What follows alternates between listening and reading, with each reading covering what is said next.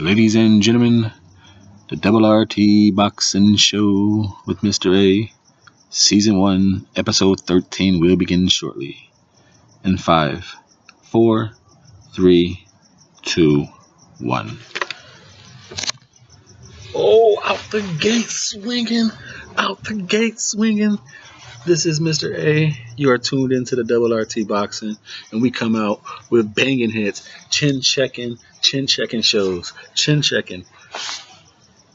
and be a professional and give a thumbs up after the chin checking. That's what we do right here on Ready Talk Boxing. I am your host, Mr. A. Once again, thank you for tuning in. I appreciate it. We are finishing the month of January, which was a very, very nice start for the boxing. We hopped on the train and we were like, is this a train to happy boxing land? Then that's where I want to go. I'm on the right train then, because January we're taking off. Are we still? This is the train to happy boxing land, right, folks? In February, we're going there. February is full of another action-packed fight, folks. What we're going to do, we're going to just run through some dates. Then we're going to go back and talk about those dates and some of the undercard fights and the headliners, of course. Now, before you even do that, just remember, if you're a new viewer, hope you become a new subscriber by the end of this episode of the Double RT Boxing Show, the Ready Talk Boxing Show. Become a new viewer, hope you are a new viewer, new subscriber. Give that thumbs up, share it, help this show grow. And here we go. February kicks off in Italy, February 2nd. Then we're going to finish the month in February 28th in Japan, on February 28th in Japan. From Italy to Japan in 28 days, boxing around the world. Ready Talk Boxing. 211 title fights in 28 days, folks. 211 title fights in 28 days. 17 female title fights. And this bit of information, to me, as a boxing fan, can make up for 28 days if there wasn't a lot of fill-in in between. Just these three dates, these three events. 3 WBSS events. 3 WBSS events. Now, if you've been following that tournament, those matches have been pretty entertaining, folks. Those matches have been not lopsided, somewhat favorable, but even in favorable matches, they were still entertaining. For one, how the other guy did show up, the opponent showed up, or the favorite guy won in expected spectacular fashion. For example, you got Kellen Smith taking on Eric Schogel, and Smith clear favorite, but Eric Schogel gave a pretty good performance. It was tough all the way up until like the last 4 rounds. He had Smith rocking. That was a toughy fight. So that was entertaining for you. See Smith kind of had to step up, and then the favorite Eubanks took out Yardman like he's supposed to. Took out the Turkish dude, took him out. A lot of trash talking. Back just trash talking up. Says he's gonna knock him out. Knocked him out.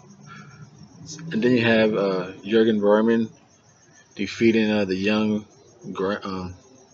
Was it Bryant? Yeah, Bryant. Rob Bryant defeated him. So you got a lot of entertaining fights, good conversation pieces from this tournament, and you get three semifinals of the super middleweights, the 2 super middleweights and 1 cruiserweight in 28 days. 3 good fights, high caliber fights. It's always best talk the best. 3 of the best in 28-day span. Whew, that right there is worth a ticket on the train of to boxing Happy Land. 3 best versus the best cards in a 28 day span. February 2nd, we're starting in Italy with Fabio Turchi taking on Dario Balamasati. Now, if you're interested in this fight, there is a breakdown prediction right here on the Double RT Boxing Show. This is for the WBC International Cruiserweight title.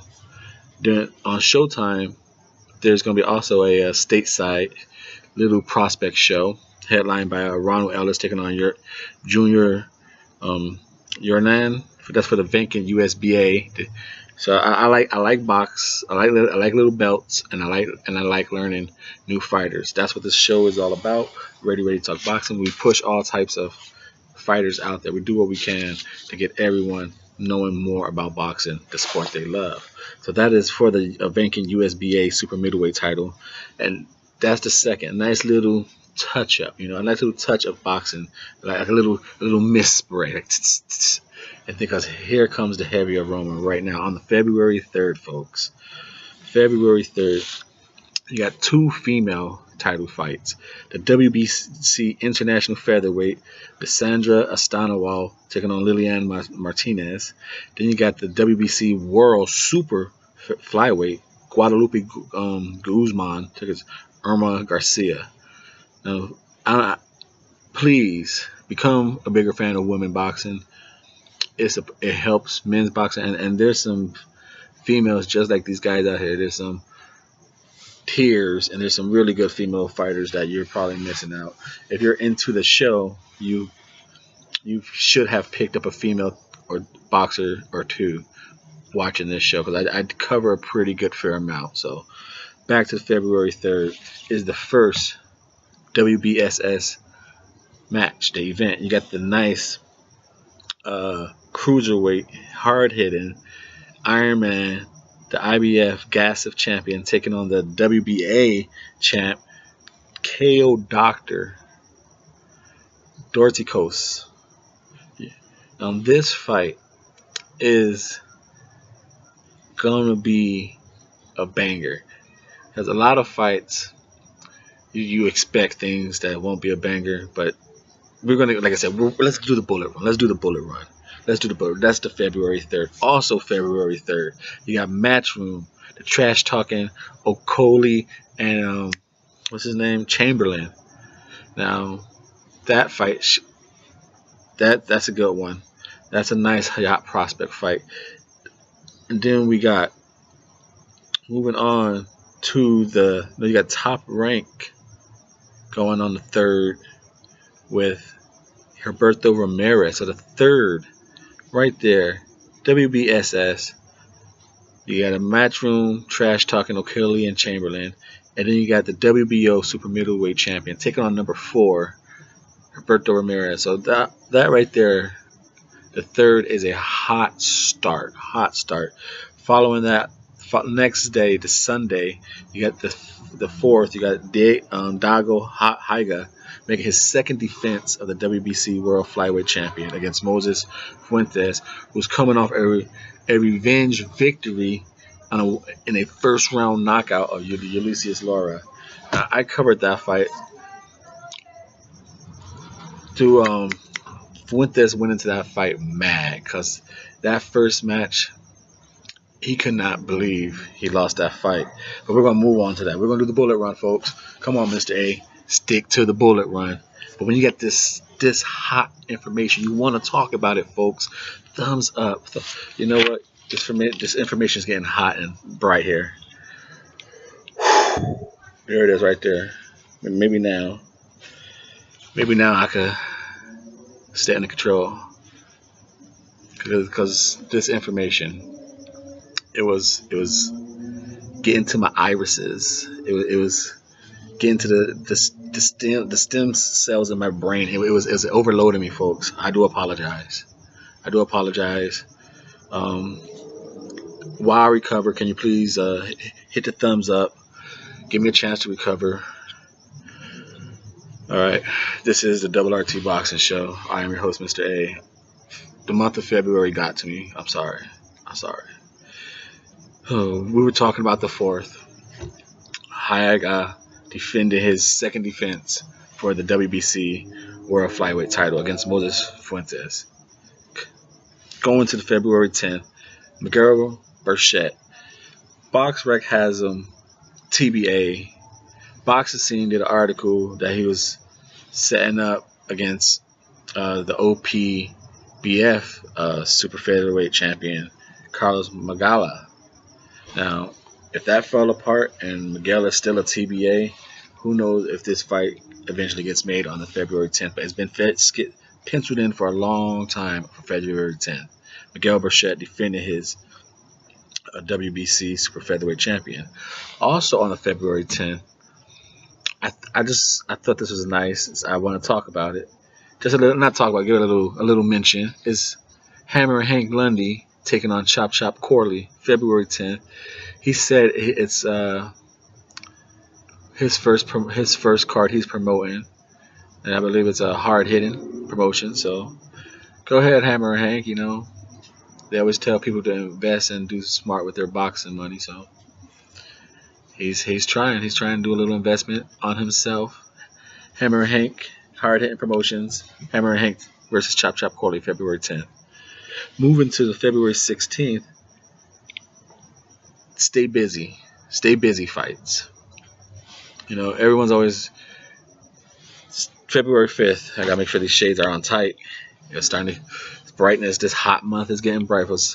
February 16th, WBO number 5, Shiraf Issoff taking on a TBA, but it's for the WBO Intercontinental Super Middleweight title. Then also on the February 16th is a key ingredient fight. If you love the little tie-in fights and the whole storylines behind this bout, because this bout leads to that bout, February 16th has one of those key ingredients, the magic key that unlocks a lot of fights. WBO lightweight vacant title. Raymond Beltran taking on Paulus Moses. If you've been following the show, you know what I think of this fight. That is February 16th, folks. Moving on from that, February 17th, another hot date. I am so glad these are on, folks, because if I had not had recovered from that previous hot information to this, I might need a lot of more thumbs up, folks. Now we're talking a second hot date. It's one, you got an undefeated IBF female super flyweight champion, Deborah Dinokokis, taking on a 9-2 Tori Noki, 26-0, taking on 9-2. Deborah is a nice little fighter. I just, like I said, creating this show, I made it a purpose to, devote time, a section for the females. I'm trying to do my best to help boxing every way I can. So she starts off February 17th, 26-0, undefeated IBF female super flyweight champion. Check her out. Like I said, if you just want to make a new resolution, if you haven't got a resolution and you're that late, but it's okay because no one likes a quitter. Pick up a resolution and say, hey, I'm going to follow one or two female fighters and let Deborah Dinokokis, 26-0, the IBF female super flyweight champion, let her be your 2018 boxing resolution. Then moving on to the second WBSS event, folks. And this just might be one of the meatier fights in the tournament. Chris Eubank Jr. taking on George Grosz. That is for the IBO and Grosz. The IBO being Chris Eubank's belt and George Grosz WBA. So that has some history. Little trash talking. Great fight for February 17th. Then we come to the stateside. You got Showtime, Danny Garcia, Brandon Rios, And then earlier that same day on Fox, you got Devin Alexander taking on Victor Ortiz. That's a pretty good month so far. So far, folks. So far. You know what? I'm going to try and contain myself because I got to be professional. Got to be professional here, folks. Here on the Double RT Boxing Show, we are a professional bunch. Thumbs up for having fun with the sport of boxing, baby. On the 22nd of February, we're talking Jojo Diaz. He's been trying to get that match with Gary Russell for some time now. But Gary Russell came out and said, hey, I want to get one more match, and then I'm fighting Jojo Diaz. So Jojo Diaz is taking his to be announced opponent.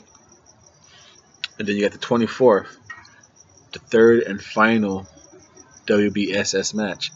Callum Smith taking on Jurgen Bremen. So that itself could be a tricky match, folks. Tricky match. Then you move on to the same 24th. It doesn't. You think like, wow, that is a pretty good. You end it with the third WBSS match. No, folks. For the fans of the lower divisions, you know what's on the 24th. February 24th, Superfly 2 on HBO. Headlined by Servansky. I can't pronounce his name right now. Siracat. The guy who knocked out Chocolatito. What is he now? This is going to be his moment. Did he just have Chocolatito's number? Or, can he do it? You got Juan Estrada, the WBC World Super Flyweight Champion. A whole lot of other belts on the line. That, like I said, this is only the bullet through. We will talk about these. And then the 28th, we finished the month in Japan. Daniel Roman taking on Ryo Matsumoto for the WBA World Super Bantamweight title. Now, folks, I hope you gathered all that in. Maybe I should have given you a fair warning to have some blazing hot boxing protectors on. Now, going into the first little recap, I would like to go to the February 3rd.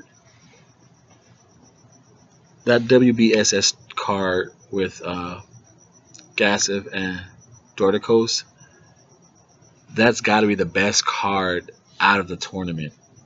9 fights, 7 title fights, and they're all in the major sanctioning bodies. They're continentals, stuff like that. It's headlined by, of course, Gassiv and Dorticos, the IBF and the WBA cruiserweights. But it also has Michael Aloyan. Now, 3-0.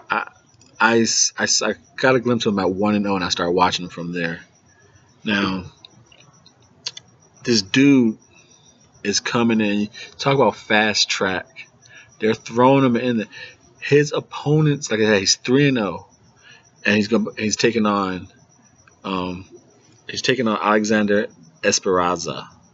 Now, and him included, his opponent's records is 68-12-2, and he's 3-0. So, including his fourth opponent, his opponent's record is 68-12-2.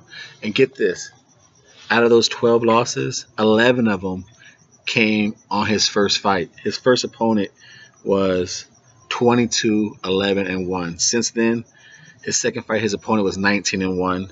His third fight was 12-0, and his fourth fight is 15-0. So they are definitely pushing him. They're pushing him fast. And if you're curious, he was a decorated amateur. The 2010 Euro Championship gold, the 2000 2011 and 13 world champion gold, and the 2012 Olympic bronze. So they're pushing him hard. He's coming out. His second fight, he won the WBC Silver Super Flyweight champion. He moved up weight in his third fight, and he won the WBA International Bantamweight Championship. And then this fourth fight is going to be his first defense. If you have not seen him or you never heard of him, if you like boxing, if you really dig it, dig the movement and punching between the gaps, if you like that type of boxing and you like bantamweights, check him out. He does not waste punches. A lot of body feints, controlling the gap. Like I said, he throws no more than maybe 2 punches. A majority of it's going to be one shot at a time. He's a slowed down fighter, but not in the offensive pace of Guillermo Rigondeaux. He will throw more punches. It just, they're not going to be in a combination until he gets a little more ahead. But then again, like I said, he's fighting tough competition. These guys. But the strange thing is, though, Mr.A, here is a question for you. I always ask the question for how like I said, his opponent's record is 22-11-1, 19-1, 12-0, 15-0. Good records. The fighters have been hungry fighters. He's only scored 1 knockdown, no knockouts, 1 knockdown. Like I said, at throwing 1 punch at a time, a well-timed, punch. The power. He swings a lot of a little slappish. I don't know if his fist is fully closed. So, there's things to correct on him. But like I said, if you like boxing, the movement, getting angles, body feinting, controlling gaps, and all that stuff, using the ring.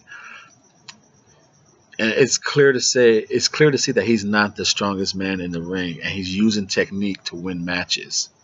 So if you like that type of boxing, go check out Mikhail Alalian. He's going, like I said, he's a WBA International Bantamweight champion. He's 3-0. He's Armenian fighting. He's now a resident of Russia, I believe, but Armenian out of Russia. Like I said, his amateur record again is a 2010 Euro champion gold, the 2011 and 13 world champion gold, the 2012 Olympic gold, bronze. I'm sorry, and his opposition record in 4 fights, and like I said, including his now fight, is going to be 68, 12, and 2, and he's 3-0, the WBO International Bantamweight champion. Now, the only thing I can say, like I said, he leaves his hands down when he's doing all his studying. So if you're fast enough, and maybe you could catch him, because he does a lot of, but he's good at catching punches on his hands. His defense is pretty good. He slips with his waist. He catches punches, but when he catches, he's not going to fire right back. He doesn't leave himself open to get hit unless he doesn't throw a punch. He's almost like a Mayweather. I'm not going to throw a punch unless I'm pretty 100% know I can land it. You'll see him hit, and he'll just stop. And he'll go right, So he's like I said, he's a little slappy. I don't know how tight his fists are closed, but you can see he has a decent IQ in boxing, if not a high one. Like I said, once in a while, just him reading his defense stands. Sometimes his hands can be low, but he's pretty good at catching. And like I said, he doesn't sit too hard on his power shots, or if he has powers yet to be seen. Like I said, he had 1 KO, and that KO to me came because his opponent really started disrespecting his power, and just his walking around the ring and all this. His opponent just tried to walk him down and just ran into a nice hook, momentum hook, and got him down. He had that look like, dude, I was trying to bully him. He had that look like, fuck. You know, like I tried to bully him and I walked into something stupid. But before I go, I spent a nice little second or two on Mikhail Alinyan, the hot little Russian prospect. There is one question though. I will leave it with this: all his opponents have been Nicaraguan, all of them. They've been coming out to fight hard as hell, power punches. They're not just regular old Nicaraguan bums who don't know how to box. They know how to box. It's just all his opponents are Nicaraguan. So I don't know if his promoter has a nice connection with that boxing, but that's funny. Now, moving on from there, we go on to the matchroom trash talking affair. Coley versus Chamberlain. This fight was already, I guess, a nice little fight that people wanted to see. You know, hot prospects, you know, talking the talk, and then comes the newspaper clipping. You know, if you don't know, if you're not even aware of this fight, or you know it and you're just not caring about the fight, at least go check out the trash talking newspaper clipping. You know, Isaac Chamberlain put like a little fake ad of Coley in the paper. It's like his job resume. It's just go check it out. It's a good trash talking, stupid made up quotes. Just a good trash talking. I don't want to over ruin it by not giving it the little delivery of the visual comedy to it. But check it out. Chamberlain's trash talking newspaper clipping about Coley. But now this belt itself, not only is this fight between a 7-0, 9-0 type guys, they're very young, very hot prospects, undefeated. It's for the WBO Continental Cruiserweight title. It's not a domestic belt. Yes, it is a Continental, but it's a WBA. It's a major sanctioning body. Now, they're cruiserweights. Now, with the tournament being known, you know, with the cruiserweight tournament going on, it is important that it's bringing some attention to the cruiserweights and super middleweights. When the division itself, besides the champions, you know, at least now, oh, cruiserweight's being talked about, a middleweight's being talked about. Oh, you're a middleweight. These two guys are cruiserweights. And just like the February 2nd match, Fabio Turki, who's a cruiserweight, this is a time for these three fighters to really try and make a name for themselves, because when that tournament is over, there's going to be one winner, there's going to be a runner-up and some third and fourth place people. Those people are going to need some tie-in matches. And Coley and Chamberlain, they are going to have a WBO Continental Cruiserweight title. And then there's the WBC International Silver Cruiserweight over there by Fabio. These are major sanctioning body belts. You know, these guys are no longer domestic competition. So, you know, Gassif, if he's a loser, he might be fighting Chamberlain real soon, or he might be fighting a Coley to get that WBO Continental belt. Gassif might have to start climbing up the ranks. Dorticos might fight Fabio to get the WBC International Silver. So this is a time. These fights are not just, okay, that's a nice little trash talk. No, it's a big fight, folks. You know, it just happens to have a nice trash talking juice to build it up. That belt is going to bring a lot of attention to those two little prospects, and they're going to have to just be bigger than who they are and grow into their shadow. That's going to be a nice, interesting fight right there, especially with the trash talking. You got people saying the favorites probably is going to be Coley, who's the favorite, who is to be favored as the better boxer, where Chamberlain is the go get it done type guy, go with the grit. I find a way to get it. And Coley should be able to outbox that guy eventually.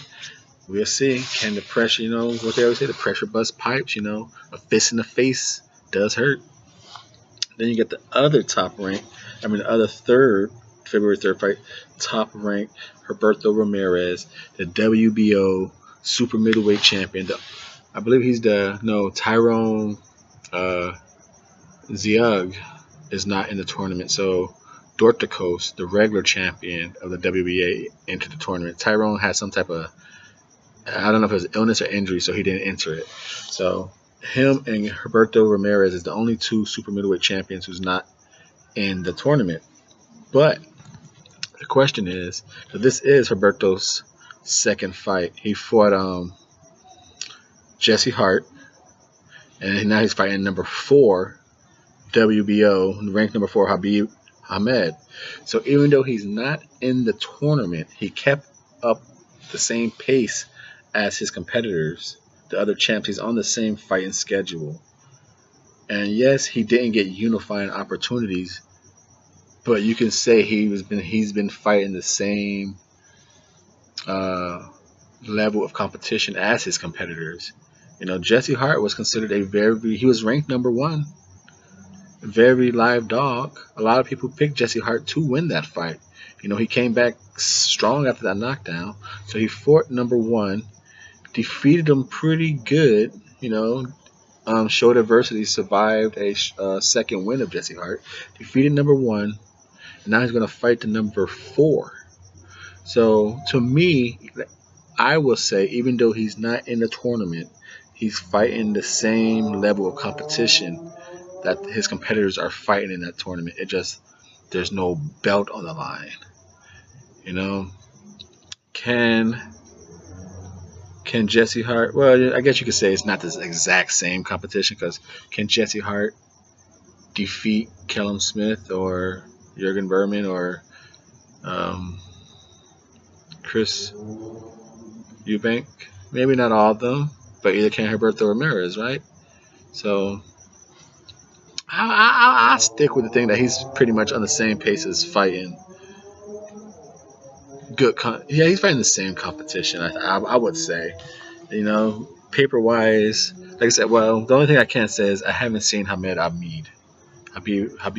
So at least on paper, he's fighting number 1 and 4. He's doing that for his brand, that to stay ready, and he's on the same pace as the other champion. So good for Bobby for keeping him not just active, championship level active. Now, is it Bobby and Roberto doing it, or is it just the WBO giving him his mandatories? But also on that card is Jerwin Acosta. He's 28-1, another stateside debut. He's the hot Filipino prospect. Well, he's not a prospect. It's just the name is now starting to, it's there now. He was always a Philippine star, and now it's American time star. It's worldwide star, and this is his second opportunity after his vicious and outstanding 6-round KO of Jamie Collin. That was a very good showcasing. That was a big fight for him. He's taking on Israel Gonzalez, 21-1. Israel Gonzalez, taking a quick, I haven't not heard of him. Taking a quick glance at his opposition record. This is going to be a tough fight for him. You can never count anyone out, but this is going to be a tough fight.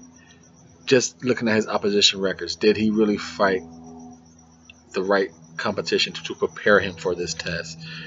Now, like I said, going over film studies and looking at him, I can make another eye adjustment and eye assessment.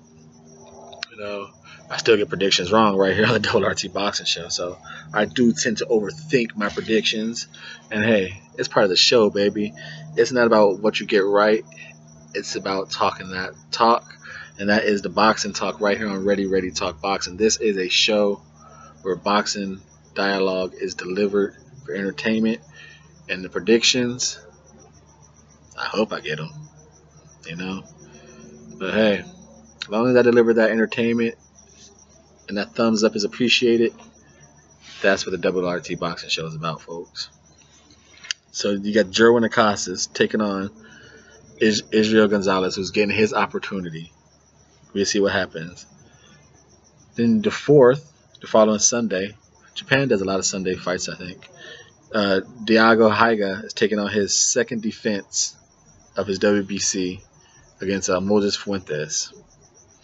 Now, Moses Fuentes is coming off a revenge victory against Julius Lara. That first fight, he couldn't believe he was losing that fight. Like, he's like, I know I'm better skilled than this guy, but how is this guy, landing these shots? How is he beating me? He won that match. Like, somehow Lucius Lara put the grit, the movement, and he upset it, Moses Fuentes. And I know Moses Fuentes had to be furious, holding all that. How did he do this to me? How did he do that? Winning that rematch knocked him out in the first round. Now he has an opportunity for this championship fight. So I know he's pretty pumped up right now to get that revenge victory that he wanted. Now a title fight. It's going to be pretty good. Now this one is interesting. February 10th. Let's start with the little why not fight first, folks. I thought I'd just give this a little mention. Hey, how you doing? Mention your name in. That's Hank Lundy. Hank Lundy is fighting on February 10th against Chop Chop Coley. I give him shots out because, they say boxers, that money ain't there forever because boxing ain't there forever. So Hank Lundy is promoting his first card and he's headlining it. Hard Hitting Production. So, hopefully good luck to Hank Lundy. February 10th taking on Chop Chop Coley under Hard Hitting Productions. Now, also on February 10th is Miguel Brochette. Now, BoxRex has him versus a TBA. Boxing Scene has done an article stating that they're lined up against the OPBF, Oriental Pacific Boxing Federation's super featherweight champion, Carlos Magala, who's just fought on the 13th of January. So now, unless Carlos pulled out, that was supposed to be the fight. I did a little talk about that as well on the previous episode. You can go check that out. Because Carlos is going to come to fight if that is the fight. If that's no fight and it's a TBA, that's a very small time for that window. Like, who is he really going to get to fight a top-notch competitor? That's not cool by Team Brochette to be waiting this long. I get it. First, what was his first opponent he was supposed to fight? That fell through because of money. Who was he going to fight? His first fight was going to be Christian Myers. That fell apart with money. Now he was supposed to fight the Oriental Pacific Boxing Federation super featherweight champion Carlos Magala. And the reason why he was going to fight him as a quick replacement, the WBC and the Oriental Pacific Boxing Federation, they work very close together. Like I said, the Oriental Pacific Boxing Federation, the OPBF, was around before the WBC. It founded the WBC. It got bigger, But so the WBC always goes back to its founding to give title shots or quick fill-ins. Those two bodies work hand in hand together. So if you didn't know that, now you know that. Thumbs up for education. So it's interesting to see if, and like I said, and Miguel Brochette being the WBC champ, he's reaching out to the Oriental Pacific Boxing Federation, super feather, easy. We work hand in hand, same sanctioning body. no legal or no paperwork to really make it hard. But we'll see if that fight goes down. But if it does, that's gonna be an interesting fight because Magala proved me wrong once. I didn't think he was gonna bring it the way he did in his last fight. So Miguel Brochette will be in for a fight because the guy just fought on 13th. He should be in pretty decent shape unless he just immediately pigged out after the 13th. So he should be in pretty good fight shape, you know. Then we move on to the 16th, a stay busy fight. A nice little stay busy fight. So I thought I'd mention this. The the WBO number 5, a super middleweight. So like I said, all the super middleweights are trying to, if they're smart, they're trying to stay busy. They're trying to get a name for themselves because they know after this tournament, their division is going to have a nice little spotlight on them for like a year or two, especially with whoever wins it, and depending how he wins it and how he conducts himself the year after his fight selection, it's going to keep that division on a nice little platform for a while. So on the February 16th, the WBO number 5, and the champion is fighting on the 3rd, Roberto Ramirez. So number 5 in that division. Remember, Roberto is fighting number 4. He's fighting number 4. He defeated number 1, Jesse Hart. So it was Jesse Hart. Number 2 is Kellum Smith, who's in the tournament. Number 3 is Rocky Fielding. If you tuned into the episodes before, I mentioned it's either got to be Caleb Plant or Rocky Fielding who steps up as super middleweights. Those are the two, I think, who could take advantage of this champions all being in that tournament. Number 3, Rocky Fielding. Number 4 is fighting the champ, Habib Hamad. And then number 5 is Shifat Isfusi. Shifat Ifusi is taking on a TBA, but it's for the WBO Intercontinental Super Middleweights. Like I said, he's getting that belt. So not only is he staying active, he's getting a belt, which is just a better voluntary fight, a better mandatory positioning. So he's staying busy, and he's doing it the right way. And then also on the 16th, you have that stay busy fight. But if you like storylines in boxing, this fight could lead to that fight, and if that fight happens, then this fight might happen. February 16th is the key to unlock a gold mine. WBO lightweight title is on the line. It's vacant. You got Raymond Beltran taking on Paulus Moses. Now, other champions, Mikey Garcia, Jorge Linares. You know those guys, right? Robert Easter Jr. And who's been calling out and saying they're going to move up to the lightweights? Vasily Lomachenko, who's promoted by Top Rank. And who has WBO's always been seemingly hand in hand with? Bob Arum. Raymond Beltran is promoted by Bob Arum and Top Rank. So Vasily Lomachenko could always cash in his WBO and get that mandatory fight if Paulus Moses wins. But if Raymond Beltran wins that fight, who's a Top Rank fighter, in-house money, Vasily Lomachenko comes up, next fight, already guaranteed. He's coming up to 135, will be his next fight.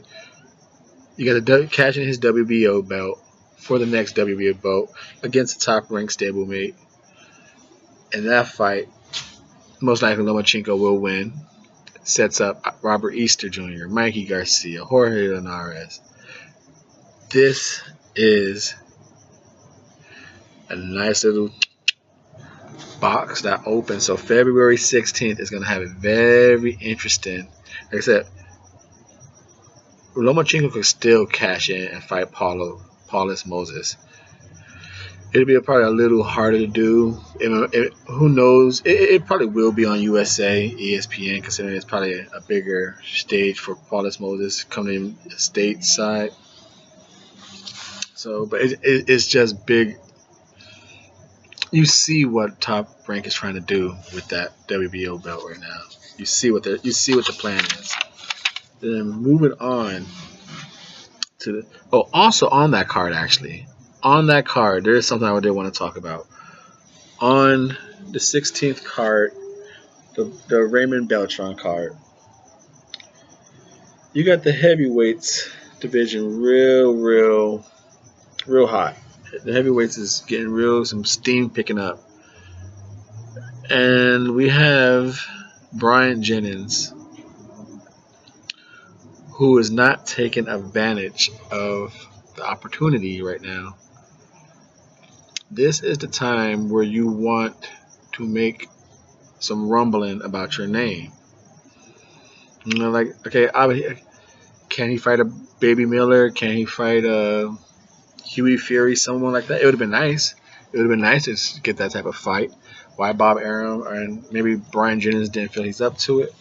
But for Brian Jennings, it's fighting. What's his name again? He's fighting Arkov Murdermov. I know I'm pretty sure I butchered his name. Akar Murdermov. But he's on a 3-fight losing streak. He had 2 fights in 2015, 0 fights in 2016, 1 fight in 2017, and he lost. So that in 3 years he had 3 fights, lost them all, and that's with Brian Jennings, and that's his 3rd fight. This is gonna be his 3rd fight in his rebuild.